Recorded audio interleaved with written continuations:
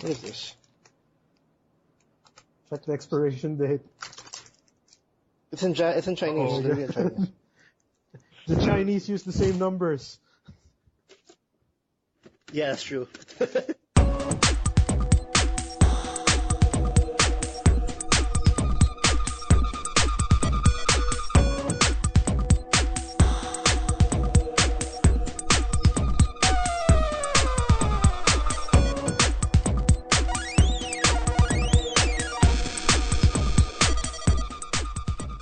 Hey everybody, this is TMG Podcast. This is episode 28. It's April 19, the Holy Week. April 19, and happy Easter to everybody who's happy Easter, happy Holy Week. Actually, it would be belated Happy Easter and Holy Week because you're listening to this on a Tuesday. Exactly. Yeah, you're listening on a Tuesday and we're recording it on a Saturday, April 19. I'm Carlos. With me is Will. Hello. And Miggy. Hey. And how's your Holy Week, by the way? Since we are in Holy Week, let's just start with the whole Holy Week thing. So far, pretty relaxed. Just chill. Just me and the girl. I'm so relaxed. I know. Just me and the girlfriend are just catching up on because we both have jobs and usually we just get to see each other maybe once or twice a week. So it's been nice to spend time with her. Well, that's good. I've been playing. Just the only time where I actually just catching up. No, I mean literally like just sit down like the whole day with no pants the whole day and just play a game. I haven't done that in a while thanks to work. The no pants part? The no pants, no, the no pants every now and then, but I'm talking about the whole day. There's no pants involved in my day, or like I'm there playing Diablo, doing whatever, watching a movie on the side, hand, doing another thing with the other hand. Oh come on! Because of Diablo. I don't like that game that much. What about you, Migs? How's your Holy Week? It's fine. Is it the same thing? I've actually bought more games than I thought I would this past few days. That's the best time to buy games is now, because you got all the time in the world to play them, right? I was actually planning to buy a game, because oh my god, it's Holy Week, right? We have so much time to play a game. But I pretty much just looked at my backlog instead. So that's also a very good idea. Yeah, that's what I did. Because I was thinking I think I should buy. I was actually considering buying Final Fantasy 14. Oh yeah, Arlie bought that when was it? A few days ago. Oh. Yeah, because it came out in the PS4 this week, and I was like, it looks kind of pretty. Yeah, he wanted to buy it on Thursday, but then all the shops are closed, so he just bought it digitally because he couldn't resist. Well, that's why he was downloading it. A collector's edition digitally. Wow. What are you saying, Will? No, I've heard the Final Fantasy 14 re-release has been fantastic. If you remember, it was released initially and it was really bad, and then they kind of shut it down for a few months and relaunched it, and now they relaunched it as a Realm Reborn. Yeah, much better. Is it wrong for me to actually get pulled into this game just because of the soundtrack? No, actually, I find a lot of MMOs have very underappreciated soundtracks. Because that's not something you tend to notice a lot when you're playing. The music's very subdued for the most part. Yeah. And especially in theme park style MMOs, when you're busy raiding, you tend to turn the music off completely because you're trying to. Oh, I have no sounds when I'm raiding because I'm talking to people. Exactly right. So hearing the triggers. You're and missing a lot on some good music. I know World of Warcraft has some fantastic music. And the soundtracks for the World of Warcraft game and the expansions are. You see that I actually didn't appreciate as much. I don't even recall any soundtrack in World of Warcraft, to be honest. It's just straight on gameplay and raiding. That's all it is. But in Final Fantasy Realm Reborn, I was watching actually already in our stream, and it was funny. It was such epic music and it was amazing soundtrack. I was getting so into it, and then whenever he fights, when a battle triggers, epic music starts, and then all he's doing is just poking a pig, so that. It's just very weird, but. I'm not really watching it. I'm just hearing it, and it just sounds amazing. And I just want but I want to buy this game just because it looks pretty and it sounds amazing, and that alone is enough, I think, to check it out for a month. But I didn't do it anyway. Instead, I just played Legends of Grimrock. So. And how are you liking Legends of Grimrock? Because I actually like that game a lot. That's actually another because my choices were either Final Fantasy 14 or actually Might and Magic 10. I mean, yeah, 10, Yeah, right? 10, The one. Because remember I was saying I was actually looking for like considering that game. Then I decided like, you know what, I actually have Legend of Grimrock. I haven't finished it because I actually bought it a year ago, and I was like close to the end of the game, and then my PC crashed and I had problems. I had to reformat, lost my save file, kind of got discouraged to replay the whole game again. I'm back again playing it after a couple of hours, and I really like this game. Like the whole concept of it is old school, basically, right? very old school. Like you create four characters. You pick the classes and all that, and what's the is it pen and paper? What's the definition of this kind of art? Yeah, the old school dungeon crawler, basically, right? You create 4 characters of different classes. It's really based off the old pen and paper Dungeons and Dragons style gaming, and you basically move like one first square person, at a time, basically, right? Yeah. Oh, the It's a grid format. like grid dungeon. Yeah, it's in grid format. It's in 3D. I think a good equivalent, like for console games like Etrian Odyssey for the DS, that's similar. Yep. That's exactly the one. Okay. That's exactly the one. It's grid format, and I think the combat is you pretty much have to click, like you have your characters in the bottom right, and for them to do their actions, like attack or cast a spell, you have to right click on their weapon. Because like I think each character, if you see the portrait, they have like a left hand and a right hand, and then if you click on whatever's on the right hand, like for example if it's a club, he swings at the enemy, and then they have a cooldown, and this is all happening in real time. And the combat's actually like, you know, it's very simple, but I think the whole appeal to the whole game is the fact that the whole exploration of going through this dungeon, because pretty much the story is I guess 4 convicts or 4 criminals are sent to Grimrock to pretty much rot. And if they strive to go through, like if they can survive Grimrock and come out of the mountain free, they actually get their freedom. So I think you start at the top and you have to go all the way down, because you're like they get dropped off on the top of the mountain. You have to go all the way down. Yep. All the way down. So like it's based on levels. So you start at level 1, and then as you go down, you go to level 2, you get to level 3, and it gets harder and harder. And it's a very addicting game because you have to worry about a lot of things, about the creatures, about your equipment, about your food for each member, because they actually can starve. Your mana management, traps, the puzzles, and it's a lot of fun so far. I think I'm at level 4, the 4th floor. I can't say too much about the story. The story is just pretty much like this guy is pretty much talking to you in your dreams and then trying to help you out to go down further. It's not really that. It's not that developing as fast as I'd hope. You played Might of Magic, right?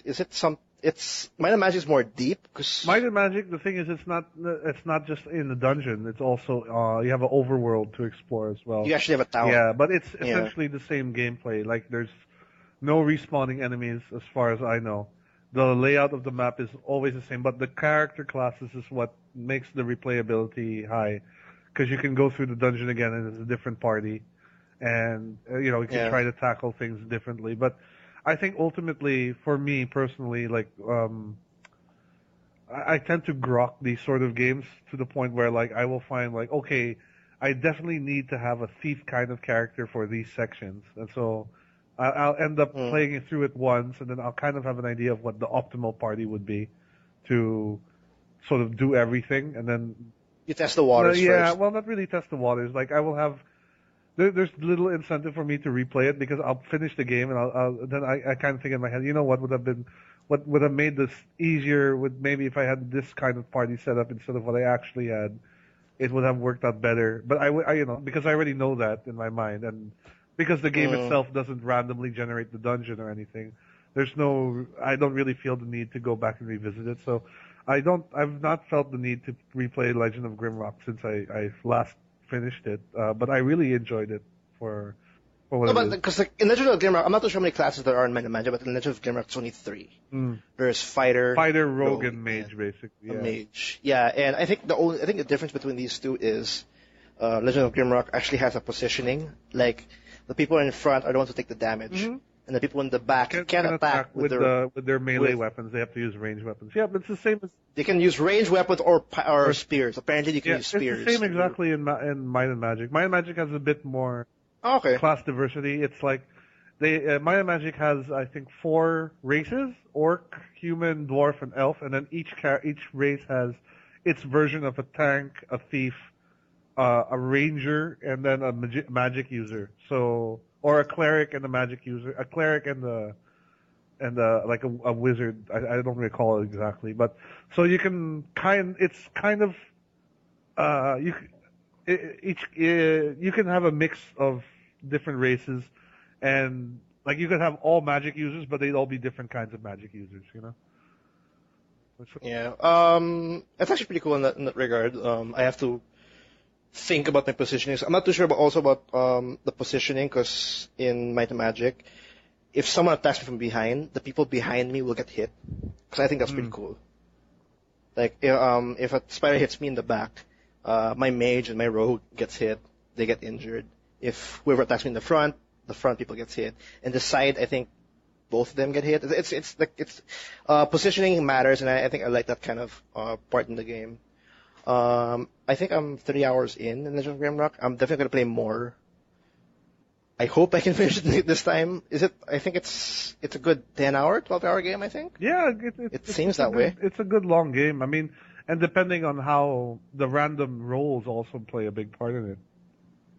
You know. Yeah, it does. Like I'm playing hard because I like to torture myself, and every now and then, like when I face like a spider, I don't know why, but that spider hits for like 20, and all of a sudden all my life disappears, and my guy dies, and I'm forced to reload. That's it's doable though, but it's very random, especially the attacks. I think it's priced now at $15, I think, like their usual price. Whoever likes the old school grid RPGs, this definitely does fit the bill, especially against like Might and Magic and all that. And I think they're making a sequel. They actually announced Legend of Grimrock 2. That's fantastic. So, I would love to play that. I can't wait for that once I finish this one. Who wants to start? I'm done with my whole Legend of Grimrock. I think that's the one I kind of was focusing on this Holy Week. Who else? I've been playing actually South Park: The Stick of Truth. I saw that on Steam. Yeah, I finally got it because we live in the Philippines, and what the version we get here is actually the censored Australian version. So I ordered a copy from the U.S., which is uncensored, and it finally arrived, and I've been playing that, and it's been real fun. It sucks, no? Like the retail version they gave us the censored. Yeah, I don't know. They claimed that it wasn't. They claimed it wasn't, but it turns out it was, and then they got into trouble for that. I don't know how they handled it. Yeah, it was misinformation in a nutshell, again, as usual. But, so I've been playing it. There's a lot of, I think people who watch the show will appreciate it more, because there are some references to things that may have happened in some episodes that I'm not getting. But, for the most part, it's hilarious. It's really funny. It's very rude. It's in your face. It's South Park. Extremely it's rude. rude. Like, I mean, you get to, you pick a character class, basically. Because the whole point is, you're the new kid on the block. Wait, what class did you pick? Well, okay, let me explain first. Like, the storyline is basically the kids in South Park are playing, like, Dungeons and Dragons sort of thing, but in, like, they're pretend, LARPing. Right? Yeah, they're LARPing. So, it's between, like, Cartman's human faction and Kyle's elf faction, right? And you're the new kid, so basically you pick a class. You can be warrior, thief, mage, or Jew. So Jew is a character class. It's just so rude. Never gets old hearing that.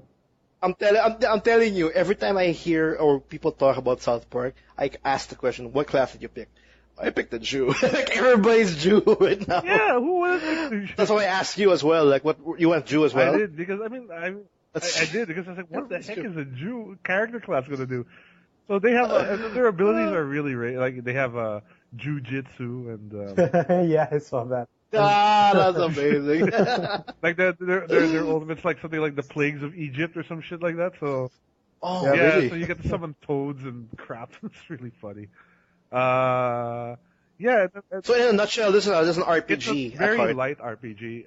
The combat Oh, system, okay. the combat system is actually kind of deep because like there's timing involved, like to block, like there'll be like a visual cue to right click, and if you right click on time, you'll block the attack properly. But if you don't, you'll get full hit for full. Oh, it's an engaging Yeah, it's RPG. like It's a turn-based. Super Mario RPG or any Kind of of the like that, Superstar games. yeah, like that. Okay, yeah, that's right. The Mario RPG, it requires you to like jump a specific Yeah, time to you add have more to damage. press like a button at a specific time. You have to double the damage. Yeah, Or like and- keep and- the Yeah, I special remember going. that. For certain special attacks, they require for you to put little button inputs. Like for example, Kenny plays Princess Kenny. He has this unicorn. Of course, why not, right? Unicorn summon attack basically, where you have to push a series of buttons, and if you fail, the unicorn basically spears him, and he's dead. Right? So What? yeah, like He dies if you don't yeah, do he it right. dies. But the thing is, Kenny has this ability where he can resurrect himself twice during a battle. So That's yeah, hilarious. so like after 2 turns he comes back to life, and then. But yeah, but if you get it right, he doesn't die. But if you fuck up, like he dies, but he still does the damage, right? So it's got there's a lot of stuff like that. Like what's his name? That kid with the crutches. I think his name is Jimmy or Yeah, I don't remember is his it name, Jimmy? but I know who you're talking about. you know what I'm talking about? I The know kid the with the face. crutches who's got a bit of a Yeah, Yeah, I'm pretty bad with with South Park, like but I weird know. deformed face or something. yeah, he's got a bit of a deformed face and he's got a stutter, Yeah, he stutters. That's Yeah. one. right? It's a Like dude. he plays a bard, so there's points when like you try to sing a song and you have to mash a button when he starts to stutter to get him through it. You know? Oh, to get it through. Yeah. It's So hilarious. it's hilarious, and then like yeah, it's just a lot of fun, and even like the equipment you get, like they'll make reference, like they'll call it like a sword or or something, but it's just like a piece of wood that's shaped like a sword, right? It's So a stick. yeah, so it's all pretend, really, but they you know they make it sound badass, right? Yeah, so I've had I've like a lot of fun of it. Any fan of the show should possibly pick it up, and even if you're not a fan of the show, even if you've watched just a few episodes of South Park, you'd probably know enough to understand a lot of the humor. The story is just completely utter. Oh, it's total. Bullshit, It's of total course, South like- Park. Like it could Yeah. easily be a lost episode of South Park. That says a You lot. know, it could for this easily game. be that. The writing is fantastic overall. There, yeah, that says a lot already. Because if that game can pull off to be like a lost episode of like Cartman's escapades, And it's you've seen the screenshot. It looks like the show. It like it Yeah, it really Yeah, does. That's what makes it super cool. yeah. It looks like the show, and it's written as the show. I mean, you know, they make fun of Canadians, they make fun of Nazis, they make fun of There's like a lot of fart jokes as because well. actually farting is your magic. That's how you cast your magic. Is It's essentially your Skyrim shout. yeah. It's your Fuzuroda. You fart. Oh my god, it's just Yeah. genius, man. The people that. It's hilarious. Oh my god. It's pretty fun. So I've been enjoying that tremendously. It's actually taken away from my time from Diablo, which is fine. I mean, I don't care, but Yeah, we played a hefty amount of Diablo, didn't we? yeah, we have been playing a hefty amount of Diablo. Yeah, that's about it. Yeah. What about you, Will? Oh, Will, sorry. Oh, what about Miggy? I, What have you been? I borrowed, This Holy Week. like How's Holy Week? I talked about me buying a ton of games, right? The Mhm. game that I actually bought from Will, which is Dark Souls 2, Yeah, I haven't even booted yet. I just like installed Why? the update and yeah, I just updated the game and installed whatever. I remember this is like you were saying this is like the first in the series. Yeah, like, I You've never didn't play played Demon Demon's Souls, Souls, I didn't play never. Dark Souls 1, so this is gonna be my first foray into the Souls series. Get ready. I think you're missing out, to be honest, if you're starting out for Dark Souls 2. Do you think so? I mean, I don't know. I heard that 2 is the best entryway, then you go back to Dark Souls 1. No, because is it? No, because I'm saying I think you're missing out because you're not gonna get the shock of your life as much, like the maximum amount of shock or like because I think Demon Souls is the hardest among the whole series, or is it Dark Souls? Either the one. And I think Dark Souls was considered the lighter version. Like it's still hard, it's like heavily hard, but people still say that Dark Souls 2 is like a little toned down in the difficulty. That's what New Game I don't know. mode is for, as far as I've heard. But Well, yeah, but I guess not. I heard that 2 is easier than 1, but it'll make you appreciate the changes that 2 has over 1, or vice versa. Like it's still going to be a I heard the different changes run. are okay. And I heard that people who played and beat Dark Souls and go back to Demon Souls find Demon Souls really easy compared to Dark really? Souls, because they know how the system works and everything. So I'm gonna see if that holds true or whatever, because those 2 games are probably super cheap now. But like I haven't Souls, played that yet, it's like because less than 1K. I'm planning to do something with it in terms of the video, whatever. Oh, really? Yeah, Okay, cool. I will also live stream that for sure. So maybe It's gonna be a very Dark Soulish month, because when Dark Souls 2 comes out on PC, I'm gonna buy that and I'm gonna die stream over it too. Yeah, I'm gonna stream it too. So that's gonna be awesome. What else? Like, since you haven't booted Dark Souls. Yeah, I borrowed from Will Ninja Gaiden Sigma 1, which was the port of the Xbox 360, was it? No, it was the port of original Xbox game Xbox One, to a PS3. Yeah, so it was Ninja Gaiden, ported into Ninja Gaiden Sigma, which added a few extra stuff as far as I remember, and obviously made the gameplay a little bit better. Yeah, like the Ninja Gaiden Sigma series is known for being notoriously hard, and like from what little gameplay I saw of it before, I was like, it can't be that hard, right? I mean, like, wait, so this is a Ninja Gaiden game? Yeah, it's Ryu Hayabusa. it plays sort of like DMC, I guess, with like, especially with how the camera works. Okay. It just I guess the art style looks different, because it feels completely different for me. It's hard. It's very difficult in that sense. It follows in the same vein of Ninja Gaiden games being extremely difficult games. I think Sigma I found it particularly difficult. Was Sigma like the first 3D Ninja Gaiden game? Yes. No, well, yeah. Technically, Ninja Gaiden and Ninja Gaiden Sigma were the first of the 3D Ninja Gaiden games. Like before the first of the series. Before that, Ninja Gaiden pretty much stopped after the third one, I think, and then Ryu Hayabusa popped up in Dead or Alive, and I think after. Oh yeah, he is there. Oh. And then from Dead or Alive, he got rebooted into the new Ninja Gaiden series.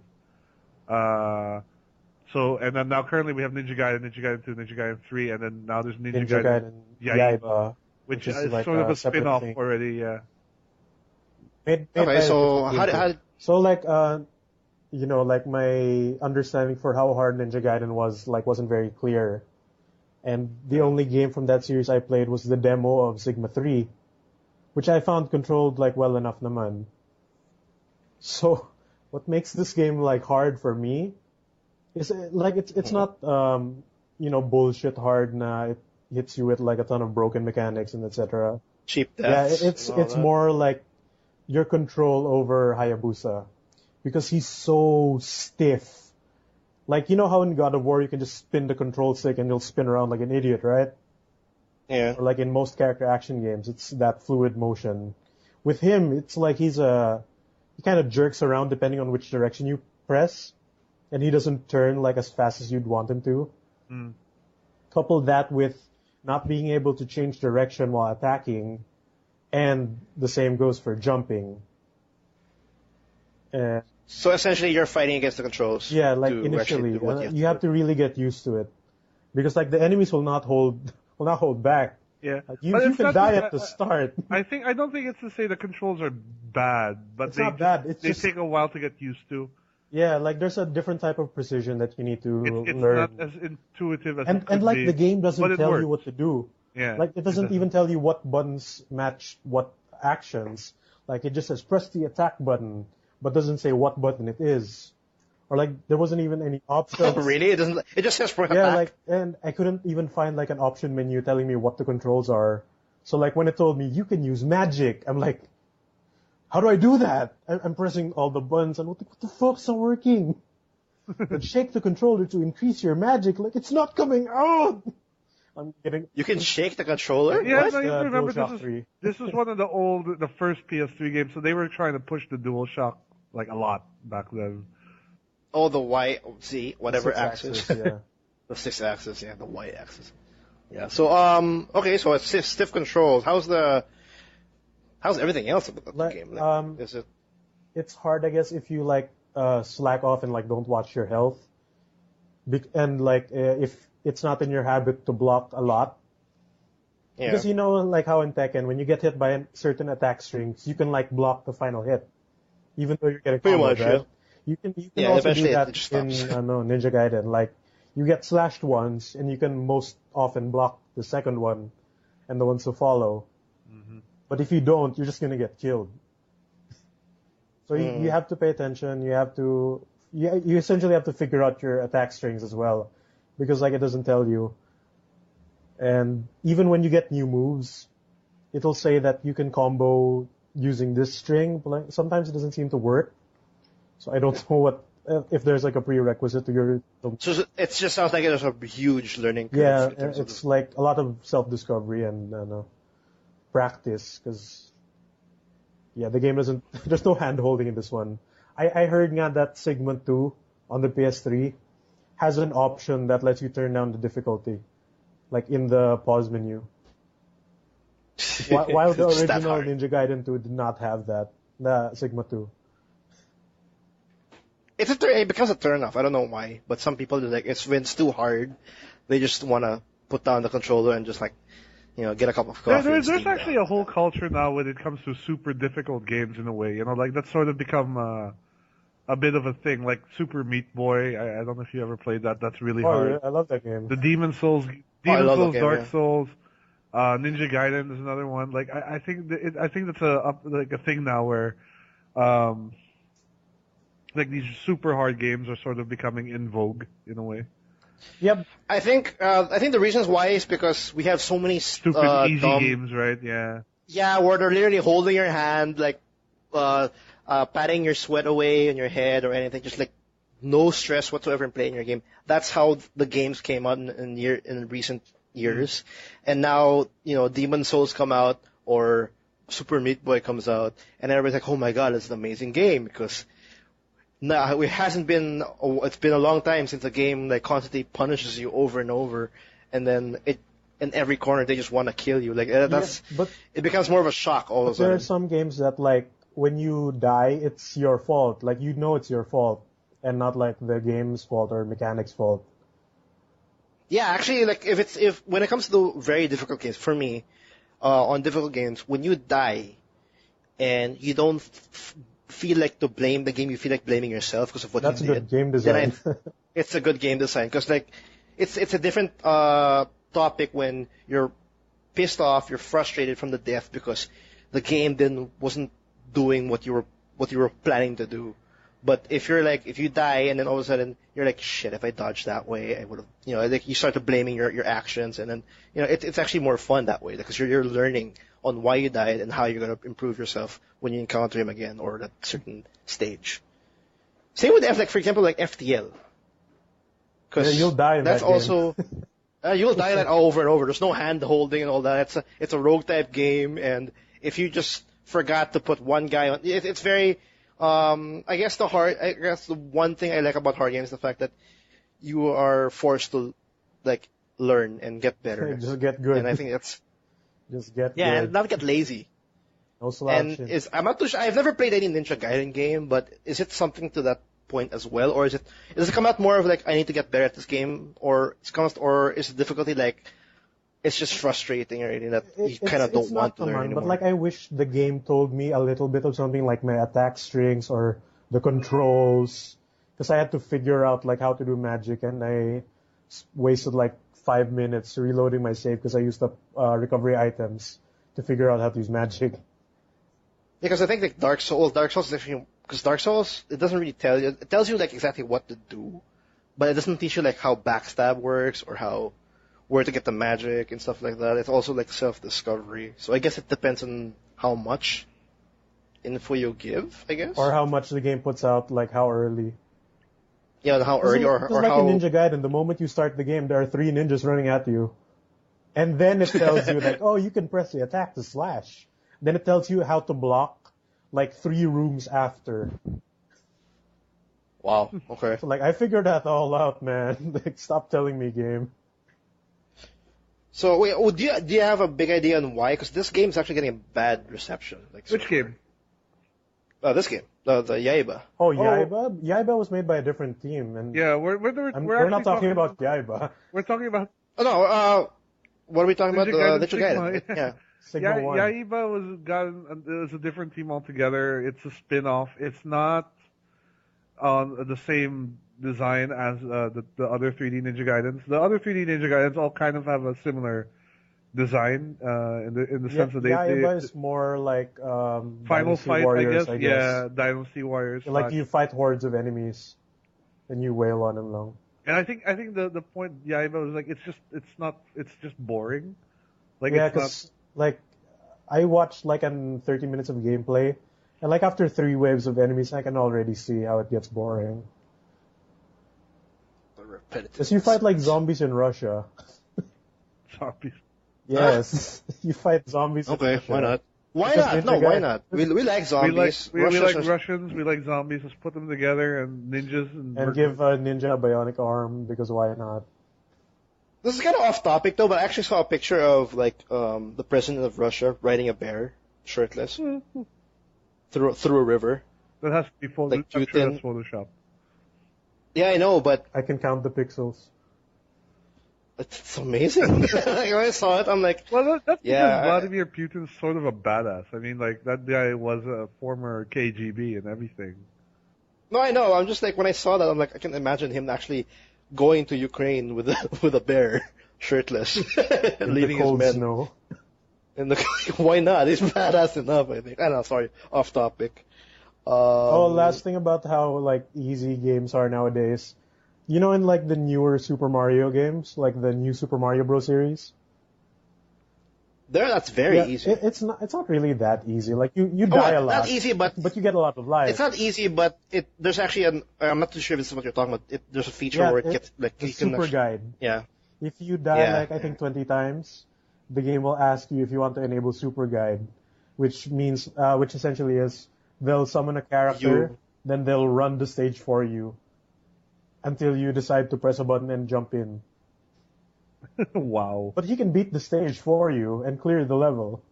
If you just That's a whole new level of holding And your hand. apparently, I think the new Donkey Kong Country Returns, the Tropical Freeze one for Wii U, also has It a has similar something like feature. Oh my god, I really don't like those kinds of things. Well, I guess I understand like some people like they're frustrated. Like You I don't know, just 'cause, can't like, get past the certain jump. I know, I guess for the kids, because I actually had a nephew that literally, like, he was playing, actually, Super Mario, the new one, Super Mario Bros. In his 3DS, and then he actually went up to me, can you finish the stage for me? So, I guess they're getting that kind of, reaction, because we have kids that do that. Like, I I did found that my nephew before as a kid, but still, I tried to play most of the game.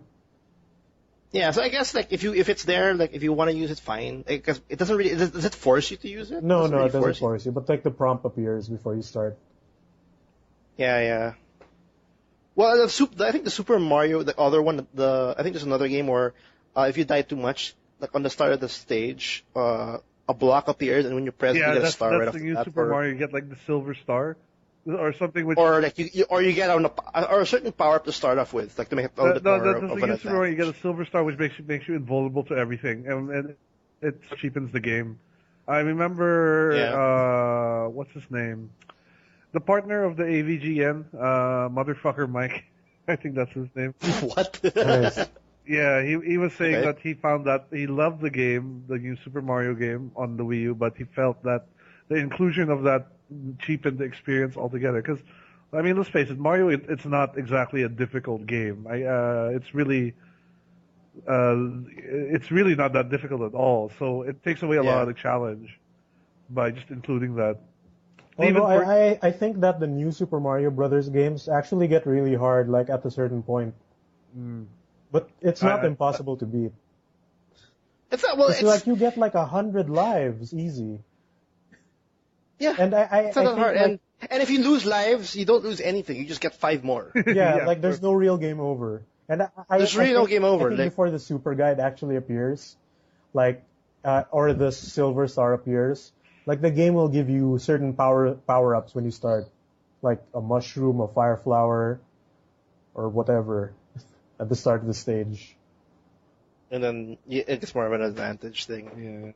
Yeah. I hope I don't see that anytime in the future for Dark Souls or I doubt better it. not be. I doubt it because I seriously think that I think because it went to a real extreme at one point. If you remember, like in like late 2000s, like 2007, 2008, where like I remember the rebooted Prince of Persia was like the epitome of a hand-holding game. The 2007 one where you literally couldn't die. You literally could not die. You could try to die, you just couldn't.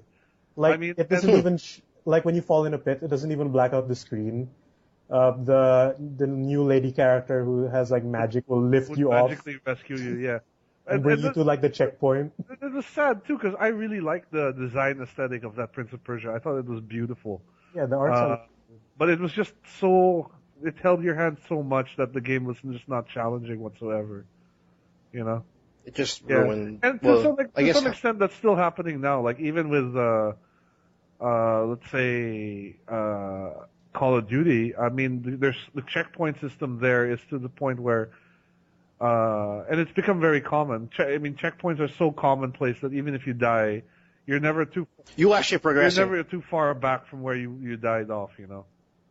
Yeah, I guess that's also a form of holding your hands, because I remember like there are some campaigns now. Even like for example, Metro Last Light.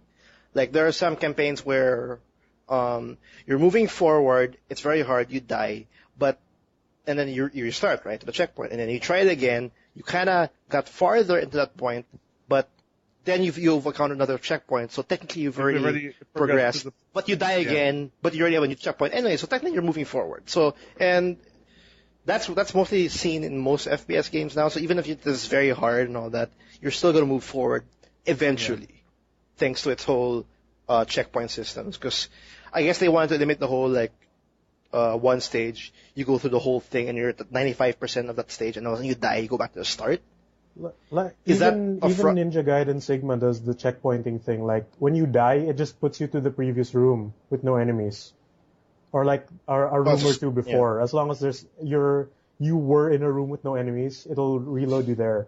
And like any item you've used will like be available again. Like you essentially reload a checkpoint with all your items. So it's not all that punishing either.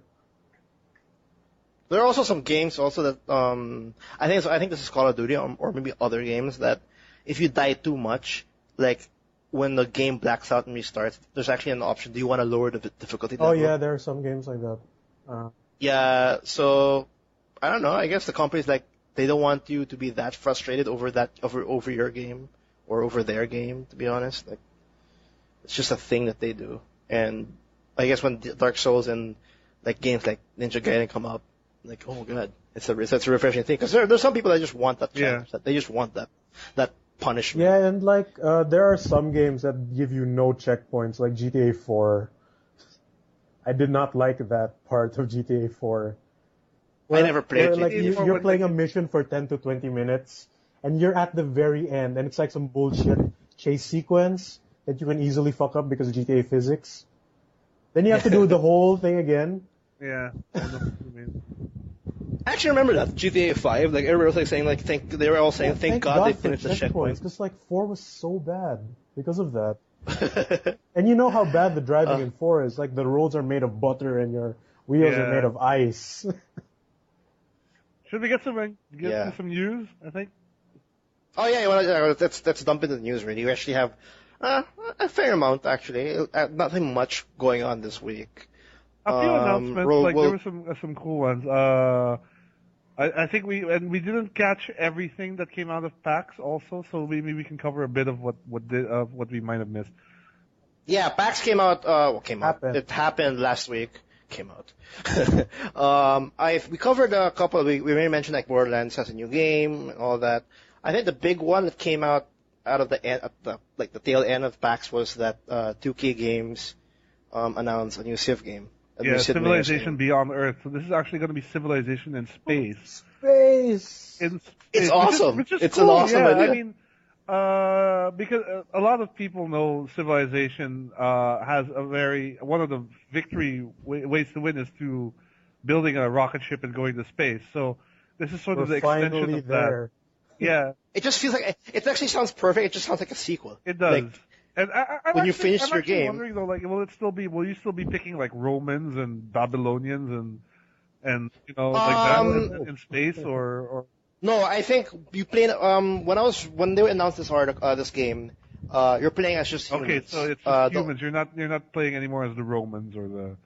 There's no specific. You're still going to be playing as humans. You're not going to pick a specific race, but they haven't really put into detail if there's like different kinds. But it will still be the whole humans versus humans thing, because essentially Civilization Beyond Earth is you're at the end point of Earth where now they actually have to find another planet that's Like WALL-E. habitable for the human race, and so essentially like they say each game or each playthrough you'll have a different planet with different like things to worry about or things to just to take care of or make you thrive as a society and all that. That's actually in a nutshell. That's actually pretty interesting because from what I understand, you just have to figure out what's in your planet and then use that to your advantage to grow.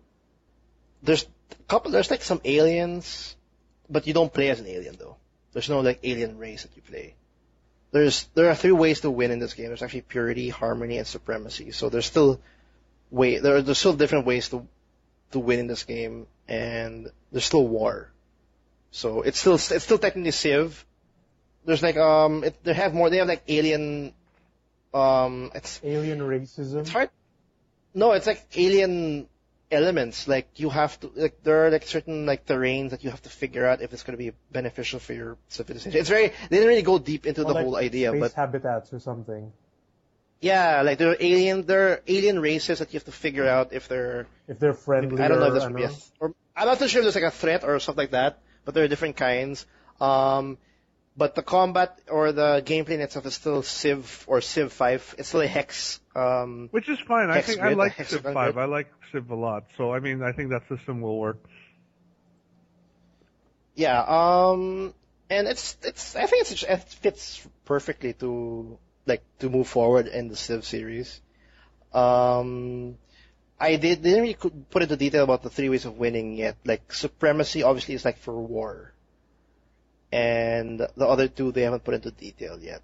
And I'm pretty excited about this. It's actually coming out this year. It's already actually coming out this year. It's coming out this fall. It sounds like it could even have been made as a mod for Civ 5. You know. It could. I don't think it took them a lot to put this together. So it just makes sense to monetize it and sell it. I don't know. It's gonna be really awesome. I think there's like one quote where you could actually also decide, like for example, because you'll eventually meet specific aliens there on the specific planet, and you can actually there'll be parts in the game where you can actually determine on how that alien race thrives as you go through the years in that planet, like if they get smarter or if they you kill them off or something, that you have a say on what goes around That's the planet. Cool. So it could almost be like a Star Trek Federation sort of game in a way, but on one planet. And I think also right? there's also religion still. Like I think that's one way of winning, because even though you're another planet, there's I think it's purity. I think there's another way of winning purity. So there's still religious. I don't know how that's gonna work though, but it's gonna be pretty cool on how that's gonna turn out. Well, there was another. I'm excited too. There was another game that was announced for localization, which was Tales of Hearts R, which has a winter release date. Tales of Hearts being the Nintendo 3D, Nintendo DS Tales game, which was never gotten a Western release. It got a remake on the Vita in Japan last 2013 or 2012, I don't remember. Yeah. And it's finally getting a Western release. So was it that old? Yeah, it's not new at all. Actually, it's not that new. I think so. This is this is sort of like Tales of Graces R, which was a remake of the Tales game on the Wii on the PS3. So this is a remake of the DS Tales game on the Vita. And I think the reason why they did this is because a lot of people asked for it. Yeah, pretty much. I think they have been Okay. but it's not specific to this Tales game in general. It's it's Tales games in general. It's not specific to just this one. So I guess this is part of their whole process. Like, okay, okay. we're gonna I'll give you this one, and now that makes it actually 3 different Tales games that are being released this year. That's Tales of Xillia 2, Tales of Hearts R, and then Tales of Zelustria, something like that. Yeah, wait, I have to fucking Google that one. Yeah, Zesturia. Like, it's the new. It's actually the new, and it's the added entry. Yeah, it's still to the PS3, right? entry. Tales of Zesturia. Yeah, Right. So we won't see a next gen Tales game just yet. Zestiria. There you go. So we won't see a Zestiria. next gen Tales game just yet, but more Tales games is always a good thing because I think they're one of the finest JRPGs. The Tales of series, I was very out of contact on what was going on in that series. Apparently, it's still huge. Like I finished off like Tales of Vesperia, and that's me like going back into that series. I'm surprised that it's such a strong reception. Yeah, still. it still holds up very well, right? Like not compared to like Final Fantasy or the previous series that parang was thriving back then in the PS1. Right, PS2 and days now all it's dying. Right. So, Now they just can't, they can't take it or whatever. But it's great to see now, all of a sudden now we have 3 Tales of titles coming out this year alone. And then I don't know what will happen next year. Like maybe in the PS4 title, we'll have Tales of Xillia 3. Like, I don't even know why there's a second one. I have to double check on, like, it's only the PS3 lang. We had the second one for a while now, but in Japanese. It's a Japanese version. Yeah, it's out here in database for 2.7. And they released it, I think, kasabay with the first one, which was in English. Because why not, right? Because So people weird. know. Yeah. So that's pretty awesome. Tales of Xillia. Do we have enough time for one more? yeah, we have one time for one more before the break. What do you want to mention? No, I want to do a quick mention because all those people who like consoles and the whole console war. I'm not deeming people like there's a clear winner. So this far, actually will tie into what one topic we want to discuss in the second half. yeah. PS4 and Xbox One, the current sales of those two new next-gen consoles have come up, and PS4 currently has 7 million shipped, while Xbox One has 5 million. So that's a 2 million gap. And that's pretty big. That's pretty big. It's still too soon. It's like 6 months in now, I think. It's pretty big, but I don't think it's to the point when you could say like, oh yeah, PS4's definitely won it. Like, there's still plenty of time. There's a lot of time, yeah. Yeah. I honestly don't think you could actually call someone a winner. No, that's true. I mean, You well, if call you're someone a talking, winner like, when the time ends. It depends. Yeah, no, but it depends on how you define a winner. Because I remember, like, we mentioned this before in our one of our earlier episodes when we were discussing the winner of the last generation, and we said the Wii was the winner because it sold the most units. That plain as that. It sold the most units. It's the most innovative as a bare bone console because it had motion. Even though it doesn't feel like the clear winner, it was in terms of sales. So I mean, it depends also how you define winning in that sense. And in this case, sales numbers is one thing, but I don't think it determines I don't think it's a winning. A winning determiner. factor. Yeah. Right at this point, at least. I mean, it's definitely a factor, like for me, but not the factor, right? It's not the factor, and for me, like I'll think about that once we have like PS5 and Xbox 2. Yeah. Xbox 2. Or like when after the 4 years at least.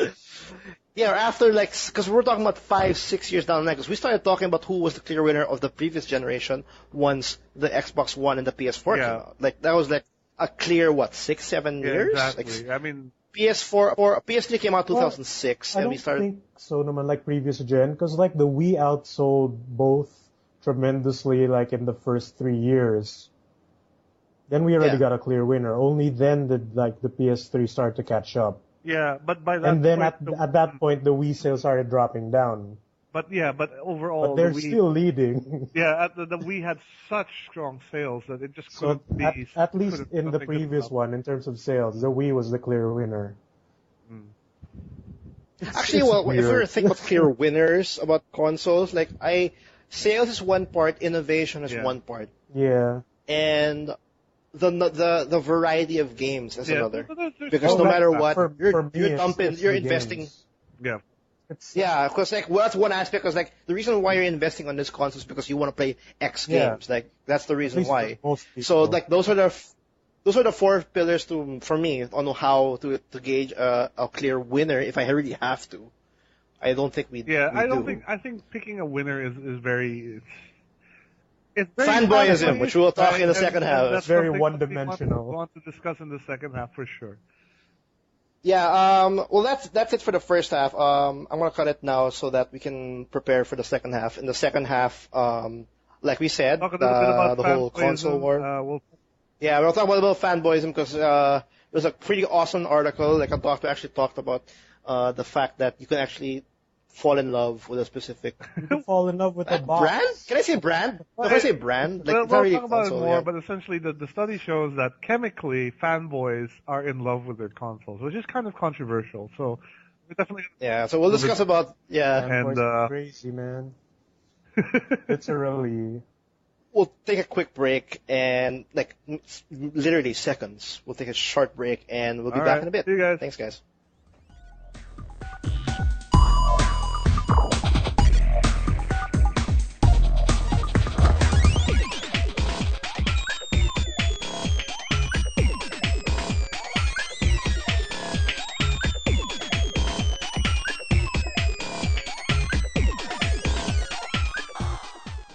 And we're back. Yeah. Hey guys, this is episode Did it. 28. Whatever. Sorry, I was supposed to say episode 28, April 19. We're back from the break, and we want to talk about fanboyism. Yes, Take it away, Will. There was a. If you've ever been on any online message board about video games, more often than not, you've seen posts stating the PS3 or the Xbox or Sony or Microsoft is better than this because Hell yeah. whatever. You know, Feels a that's lot. basically what we mean by fanboys. Like blind loyalty. Blind console. Like they say X is better than X because because why? Because Sony Because is why not? dumb. You fucking Xbox retard. Because it's not Sony. or some shit like that. Anyway, so these are what we would like to refer to fanboys. And recently there was a specific doctor, Dr. David Lewis Hodgson, who is a director of research at Mind Lab International, has made the statement that developing irrational behavior or irrational attachment to a product normally takes time, and it's very similar to falling in love. In essence, he's saying that a lot of fanboys are chemically in love with their consoles. Or brands. But what's basically happening is that you sort of get a large amount of dopamine, which is like the chemical in your brain that makes you feel happy, and that sort of gives them a huge buzz. So it's kind of addictive behavior. It's like they get a dopamine high from their specific console. And the way he describes it is like saying when you're arguing with a fanboy, it's as if you're criticizing an actual person that they love. Like you're telling someone that their girlfriend is ugly in their face, you know, or boyfriend in their face. And they just stand up and You know, they just so that's the you say? logic. He's basically saying that the fanboys are essentially in love with their consoles on a chemical level. You know, in that sense, it actually makes sense because whenever they go when someone criticizes, for example, Nintendo, the fanboys Are very ish, quick to jump open into close defense. brands. Yeah, no, They you're get all not defensive. wrong. I mean, you're not right. I mean, yeah, they all go defensive, and they have no actual reasoning they to why. have no solid basis for their argument. But I like to think it's not just that. It's also a matter of, let's say, of availability. Because from what I've seen, from my experience, a lot of fanboyism erupts because they have this console and not that console, and they're discussing a multi-platform game and why it's better on the Xbox or better on the PlayStation or whatever. Is it based on location on why Fanboy existed? What do you mean? Like for example, do you think location is a big factor to why fanboys exist? Like, for example, here, it's a heavy-duty Sony place. I don't like, think no matter it's what. location. I think it's, well, like what Will said, availability of X product. Yeah, because like for someone like me who owns both consoles, like I'm not really I don't have any real preference. You're very objective on Yeah, your and actually when a either multi-platform game comes out, I tend to wait to see what version is given the definitive The definitive treatment. like Tomb Raider. Oh yeah, exactly like Tomb Raider. Like no, but like Eurogamer, they always do their digital foundry comparisons, right? So I normally wait for things like that for big releases, so I know like, oh, okay, they're saying that the PS3 version is the best version to get, or the Xbox 360 version is the best version to get. So that's the version I'll go with. Yeah. But I know this is a lot of fanboys who try to defend their choice of console, like if they only have an Xbox or they only have a PS3. So for me, it's not. Maybe yes, they are in love with that console to the point that it's because that's their only console. But I think it's in a perfect world. Like if I were to say we had a perfect world where every gamer in the world had both or had all consoles. Like I don't think fanboyism would be as retarded as it is now. You know, as prominent as it is now. Yeah, that actually makes sense. Yeah, like if everybody has like, or if there's one platform, to be honest, or maybe 3 platforms, but all the same and all accessible. I think it all comes down now to fanboyism, because it'll always, like, I think any form will always like create some kind of form of fanboyism. There will be favoritism for anything, as long as there's a so like if you eliminate that kind of aspect, I think it'll come out down to franchises or whatever. Because when like people say like arguably Call of Duty is better than Battlefield or something like that, you know. It'll be about the games, not the consoles. It'll be about the games, or the exclusive games, because like, it's not about the consoles like directly now, but it's more like this console has this, so in that small community that plays that game, or another one that game, they'll start duking it out for those 2 games on which is better, and then in a sense, it's still there, but now focus on the game, but not the software itself, because they're both accessible already. In that I've actually kind of seen this behavior in real life. I don't want to mention names, but one of my associates, friends in Diablo 3 is like a hardcore. Yeah, it's Me? not you. someone's calling you out. Not you. You call him you. What do you want to break down names, huh? Might be listening to the podcast, so I don't want to mention names. Okay. But like, I've noticed how he argues online a lot about why because we have another mutual friend who's like, he's a big MMO player, like, and he's a big Guild Wars 2 player, so he will always post about like, oh hey, Guild Wars got this new thing coming out, I think it's really cool, right? But normally, my Diablo friend will tend to defend Diablo, saying, "Oh, you know what? You can do all that in Diablo as well." And I'm thinking, in my head, like, "Yo, that's such an irrational thought, because like it's 2 separate beasts. You know, I'll play Guild Wars if I want a more of an MMO experience." No, I think that's really the. But I think his argument. I can understand where his fear is coming from, is because, you know, you can't play both games simultaneously. It's either you're playing one or the other, and I guess he doesn't want. I guess he doesn't want people to shift out of Diablo because he's so invested into it already. And you know, we have our friends who are all playing it now, but like but some of us have also played Guild Wars, so he doesn't. I guess he doesn't want us to move away from that. But still, to use that sort of argument, it sounds to me, it's a very fanboyish argument in my opinion. I can't have you, no one can. The fact that he mentioned Diablo 3 when he's talking about Guild Wars 2, like you bring in another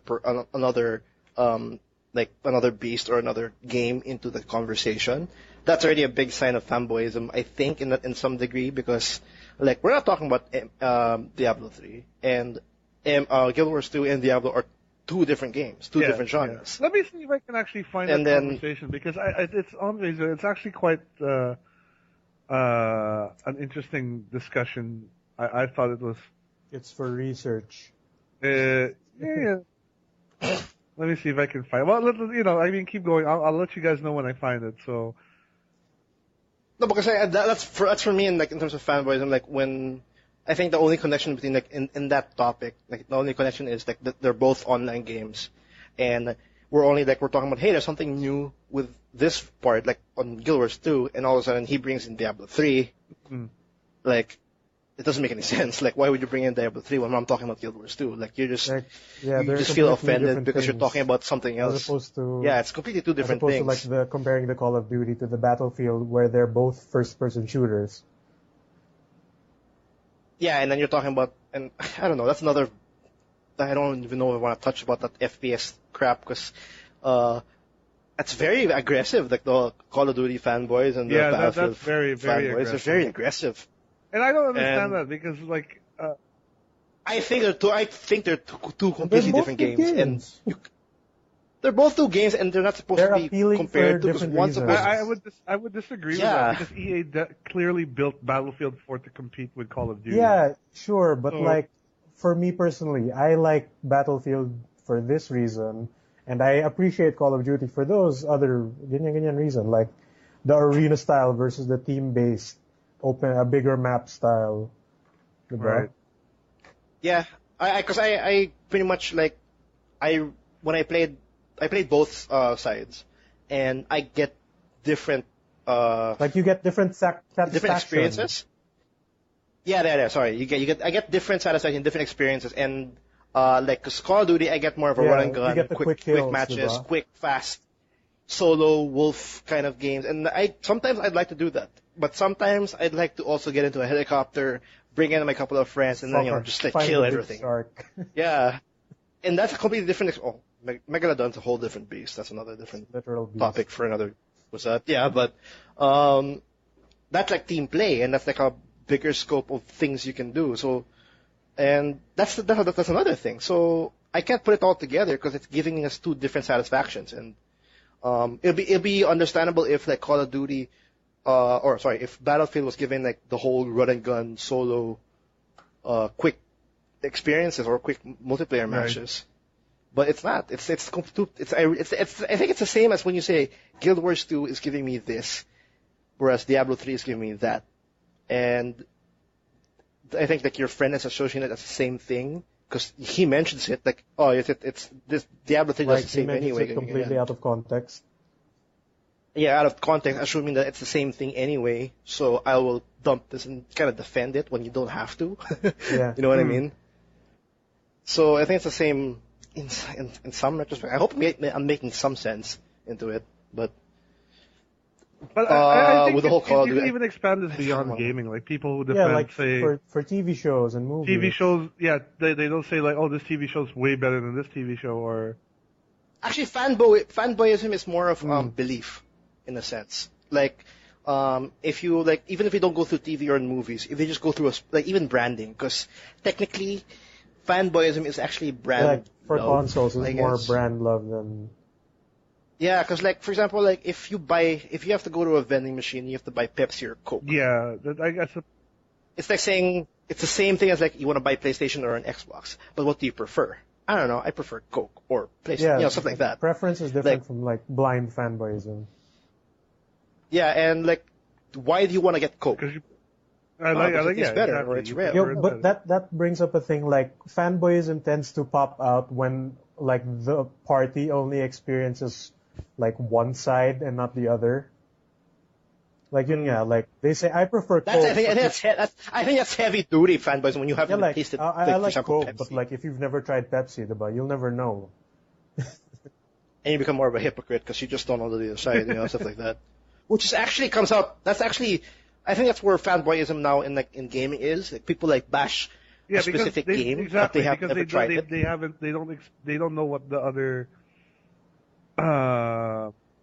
other side gives.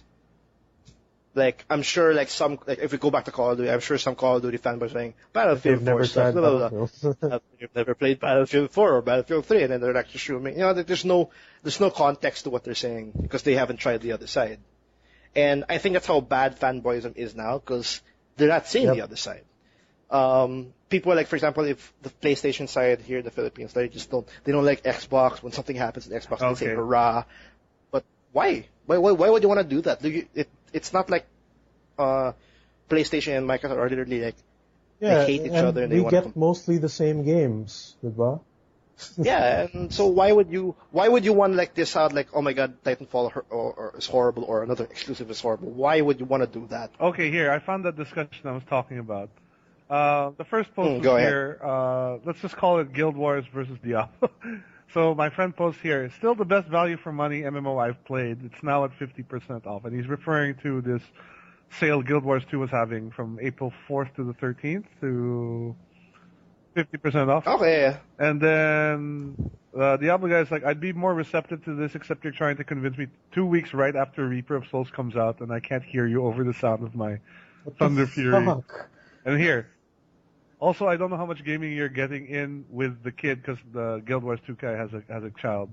But I'll just point out that you can hop in and hop off adventure mode, bounty run, and Reaper of Souls without party members raging at you and smearing your good name in public chat. And then he says, well, I just want to point out that you buy once, play forever means you could pick it up and play it 6 months to a year down the line. And then, and regarding... The Guild Wars things. Yeah. You buy it once. No, I know, but they're talking about. Yeah, so here says like, okay, he's saying like, okay. I'll just point out, like, Guild Wars guy is like, I'll just point out, payment and online requirement wise is exactly the same as Diablo 3. You buy it once and you get to play forever.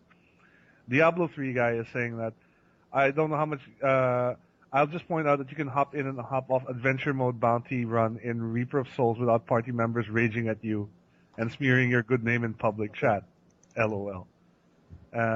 Guild Wars 2 replies, but I just want to say that what I mean to say is that buy once, play forever means you could pick it up and play it 6 months to a year down the line. And regarding playtime, you can complete all your dailies in Guild Wars 2 under an hour solo. I can find also a random place to go AFK for hours if I need to and hop into massive world events and leave just before they're done and still get credit for participating. And then so in Diablo, short, let me continue. Diablo 3 guys says, which again is everything sorry, you can do in Diablo 3 minus the dailies and world events. Okay. So there. Isn't that like sort of a negative now? Yeah, no, but I mean that's the point. Is like it's like saying like why are you why is this conversation even happening? Yeah, why not? That's what I was saying. Like, when I accidentally cut you off, I'm sorry about that, but.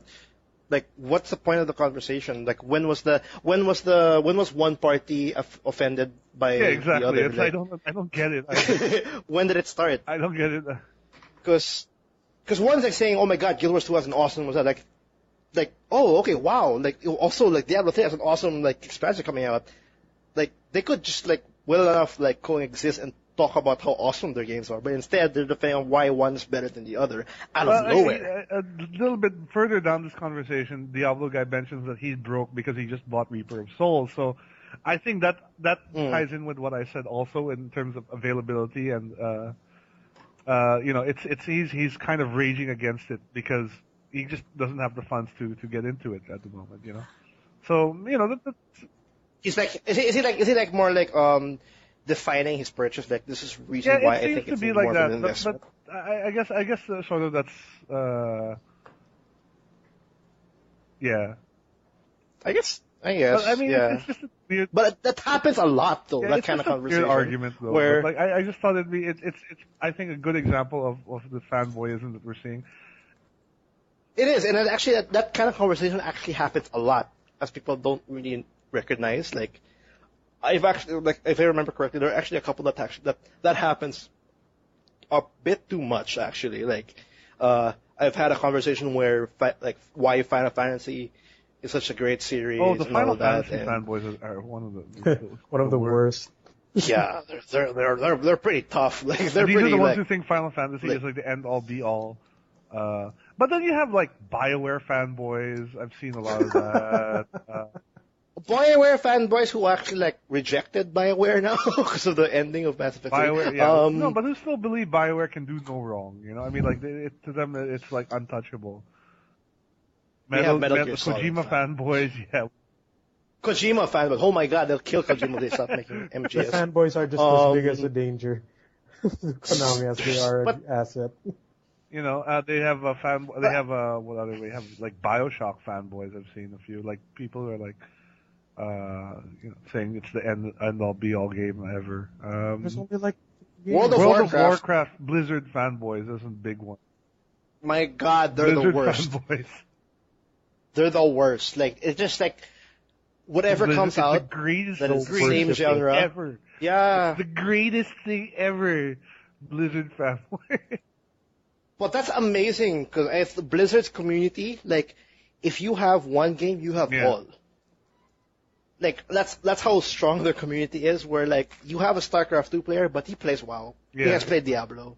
He has played Hearthstone. Like, they have this, like, tight-knit community, and that's by the millions. And that's amazing I want for to a company. make it a bit more local also. I've seen a lot of fanboy discussions on a lot of the locally released MMOs here, like a lot of the Korean ones that have been localized for... Yeah, it's not local in terms of fanboyism. Like we've seen like... oh shit, I don't even know what's out here locally anymore. But like, I remember back in the day... Dota. No, but before that, like back in the day when like they had like Ran Online and... Oh yeah, what were some of the other like local MMO like games? Ragnarok. RF Ragnarok, yeah, and people were saying, "Oh, why my game is better than your game," etc. I remember those. The fucking same. Where's that Mobius game where you just constantly grind for what was it? MU Online? Yeah, that was a horrible game. Because that's just a grind and grind for no apparent reason. I knew a lot of people who liked that though. Yeah, I know, but because of those kinds of stupid, grandest, mindless games, they have now developed a coin trick. You know the coin trick? Coin trick? What do you mean by that? That's a new term. I've never heard. It's a coin trick where there's a specific button that you keep pressing for the grind, like one attack, for example. Oh, like you slide the coin? So instead of holding it, you put the coin on the key so that you walk out. So you're grinding without even being there. I think it's also because like a lot of these games are so grindy that people have put so much time into these games. They have to kind of defend like it. Oh yeah, they need to like justify. Yeah, they have to, and then someone comes along and says, "Hey man, this game has all these cool features. Da da da da da. You should give it a try." And they have to say like, "Oh no, I'm really happy with this because, I think this sort of like a buyer's remorse in a way." Yeah. I think at the end of the day, though, what this doctor is saying is like, if anything that gives a person a chemical release of like dopamine, of love. Oh yeah, anything that gives a person pleasure, I guess, in gaming, any title can be subject to fanboyism in that sense. And I'll be honest, like I think anybody in the world is not immune to it. Like, people will be a fanboy in some way, or like. I do agree with what we mentioned here that I don't think it's so much anymore a console thing. It's more of a game fanboyism rather than a console fanboyism. I think we're seeing much less and less of this console fanboyism. But it's still there. I'm not saying it's completely gone. Like people are still going to defend the Wii U to the ends of the earth, or they're going to say Xbox One is better than PS4. Not enough people are defending the Wii U though. Well, that's a lost cause already. PS4, Xbox One, it's by specs. Like this PS4 is better because of the specs. PS4 is better because of the exclusive. Xbox One's better because it has Kinect. Xbox One's better because of Xbox Live Gold. Xbox One's better because that's just like saying, oh, the Sega Genesis is better because it's 16-bit and the NES is blast processing, boy. It's got blast processing, yeah. Or like, oh, the Nintendo 64 is better because it's 64-bit and the PlayStation's only 32-bit. 32-bit. What kind of bullshit? Like the whole bit wars back in the day. Like I don't even know what a bit is. What the fuck is a bit? I'm not defending the fact that I'm not immune. Like I'm immune to fanboyism. We've all been there. We've all been there, but it'll be more of it'll be pretty an awesome environment if people are just more open. Like, I've never touched a Wii U, but I'd like the Wii U to work, and I'd like to try the Wii U. But I am more of a Sony PlayStation guy. But that's just preference. And I have I have no preference, but I have no PlayStation or any Sony thing in my room whatsoever right now. Oh yeah, your PS3 died. Like, and you still haven't bought another yeah, one. but I still prefer PS4 out of Xbox One or PS3 out of Xbox 360. But I will not defend PS3 or the ends of the earth because it's my preference. I don't have to throw it at people's faces. It's just, I guess it's the same if you put it down to like religion. Also, if you want to go that deep, like I have this belief, I have this preference. I don't have to throw it in people's faces. But people I don't have to. That's the sad. Like I can say it like this is what I like, and if you accept it or if you want to talk more about it, cool. But if you don't like it, that's also cool because that's also your preference. You know what I mean? Because like I love Xbox, I love the controller, but I also love the things that PlayStation offers. I like the exclusivity. I love how the PlayStation 4 looks. I like it's way stronger from what I think. But I actually like the Xbox One's controller better than the PS4 because I just like the feel of it and the angle of the joystick. Like it's really preference. Right. And I don't know why people are to a point where I don't care. I'm gonna block my head off. Like I like this. Everything else doesn't matter. Because they have that's like really hardcore fanboys, and you won't even think to even look at that other one or that other side. Yeah, like if you go Apple, you'll never like, see Android Samsung. Another one you mentioned. Yeah, that's another brand fight because that's fanboyism in the mobile industry. Like, well, not or just that. like There are I people love who, Apple. Just think Apple products are the best things ever. iPads, iPhones, iMac. Yeah, they buy the new model of a thing that they already have multiple times. And they don't even know why it's better. They don't even know why it's better. It just is. Like, just buy I believe it's better than the last. Because Steve Jobs said. Because Apple. No, but in the end of the day, it's all this fanboyism is pretty much brand fanboyism. And if you have a strong brand or a strong That's how they product, take advantage of people. yeah, no, and your love of those becomes more of a belief. Like it's not anymore because you like it, it's because you just believe it's just better for you. And that's like one of the best places to be for a product. Here's another like way to look at it also. Like let's look at when you're talking about let's go to World of Warcraft Horde and Alliance, right? There are there's actually fanboyism exactly, in that. right? There's people will defend the Horde or just tell the Alliance suck because they have gnomes or whatever. You know, some dumb shit like that. Yeah, they do. There is shit like that. I've actually had. Oh, not. It's like racism in World of Warcraft. No, but I mean, it goes to my point because like you're more inclined to like if you roll Horde, you're more inclined to defend, to be a fanboy Horde than you are to have a more rational, outlook on things and say like, dude, there's no real difference. It's just aesthetics, really. At the end of the day, that's all it is, right? The difference between playing Horde or playing Alliance is purely aesthetics, which is. And it's the same to anything like we were talking about earlier, pretty much. It's aesthetics, because, but yeah, there, in a nutshell, that's pretty much what it is. Although there are some people who are saying like, yeah, Horde or Alliance have like better made quests or like that, I think that's less and less now with the... That's exclusivity. Yeah, but I think that's a lot, I think that is a lot less now in the later expansions because I don't think there are as many specific Horde or Alliance bases now. Like you'll have no, but I think you get specific like a different perspective of it of the story. Yeah, and that's about it. I think. Starting locations are different, but it's still the same map. Let's be honest here. What is your like fanboyism? Kind of side. Wait. Before we go into that, I have this thing that I do. Like, I call it the shitting rights. The shitting rights, okay. Well, yeah, like the best example I have is the Twilight movie series, right? Yeah, everyone loves to hate on that, and then everyone loves it. Like another group like loves the movies outright. Yeah. The shitting rights is essentially you try out like the opposite side, or like for me, I watched the first two Twilight movies, and I hated them. but I watched them fully. So that means I have like all the right to hate on Shitting it now rights. because Yeah, I know 'cause you what watched happens. them. I know who these characters are. I know like again. So like that's my rule. Before you hate on something, try it out first. Yeah. Or like look into it, diba?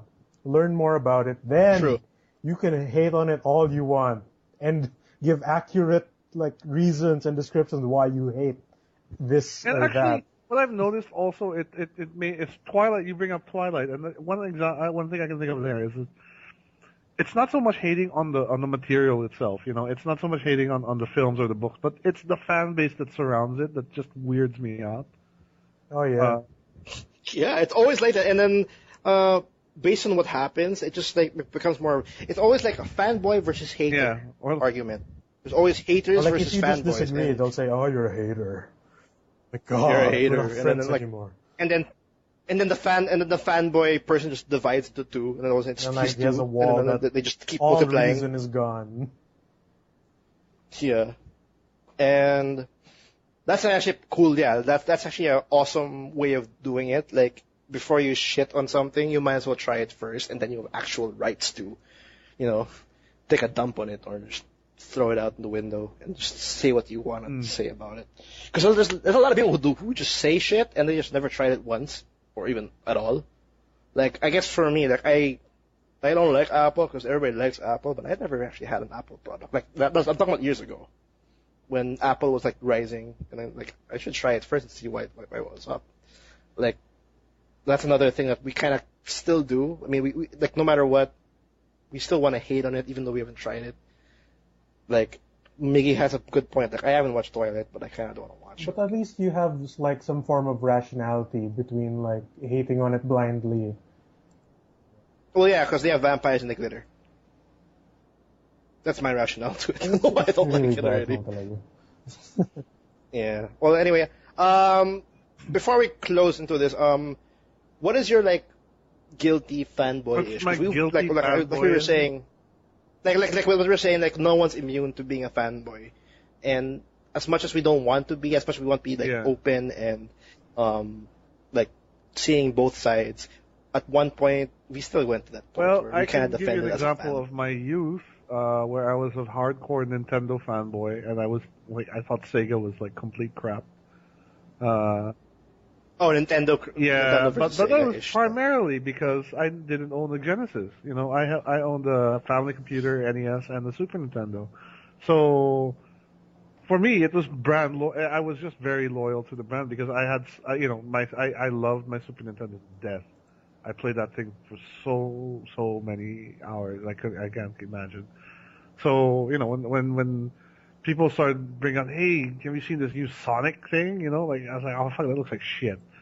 But Like, yeah. without them trying it. And in a Then you watch way, the yeah. Sonic cartoon every Saturday And morning. even in a way, even now, like when I think about it, like I still don't really like Sonic that much, despite the fact that I kind of grew out of that fanboy stage. So it comes out as a Yeah, preference. at the end of the in day, end. it's Like, like I it's just just don't like like it. Sonic just doesn't appeal to me for whatever reason. I just don't find him a very interesting character at all. He's not. He's stuck yeah. in the 90s. And I think it's a more recent example I can give. Gotta go Gotta fast. Yeah, that's Sonic. No, that's not Sonic. Sonic. Oh. A more recent one I think I can give is I guess I am as MMOs go. I'm a fanboy of old school EverQuest still, primarily because I spent a lot of time playing that game, maybe like 4 years, and I have a lot of good memories in that game. Oh, I have never Yeah, but touched like, when I hear EverQuest, so people can't like say that. saying World of Warcraft is the greatest thing ever, or it's like I was like fuck you guys.